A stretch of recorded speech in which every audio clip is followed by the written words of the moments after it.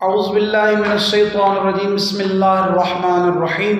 خالق کائنات نے اور ائمہ اہل بیت نے خیانت کرنے والوں کی بہت زیادہ مذمت کی ہے۔ اب دیکھتے ہیں خیانت کی کتنی قسمیں ہیں۔ تو خیانت کی چند اہم اقسام ہیں۔ پہلی ہے علمی خیانت کرنا، اور یہ خطرناک قسم کی خیانت ہے۔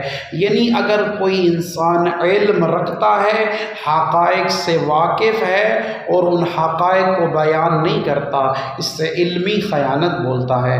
یعنی اگر انسان آل محمد کے دین کو، آل محمد کی محبت کو حق سمجھتا ہے اور وہ جانتا بھی ہے، اس کے باوجود محمد و آل محمد کی محبت کو بیان نہیں کرتا، گویا وہ علم میں خیانت کر رہا ہے۔ اور دوسری ہے افشائے اسرار۔ کسی نے آپ کے پاس ایک راز رکھا ہے اور آپ نے اگر اس راز کو عیاں کر دیا ہے، لوگوں کے سامنے ظاہر کر دیا ہے، تو آپ خائن بن گئے ہیں۔ یعنی پوشیدہ رکھنے والی چیز کا آپ نے اظہار کر دیا۔ اور تیسری خیانت کی قسم یہ ہے کہ اموال میں خیانت کرنا۔ یعنی آپ کو کوئی پیسے دے کے جاتا ہے کہ یہ 1,00,000 روپیہ ہے، میری طرف سے امانت رکھو، فلاں دن آ کے میں لے لوں گا۔ تو اگر کوئی انسان اس سے کچھ لے لیتا ہے، استعمال کر لیتا ہے، اس حال میں خیانت بولا جاتا ہے۔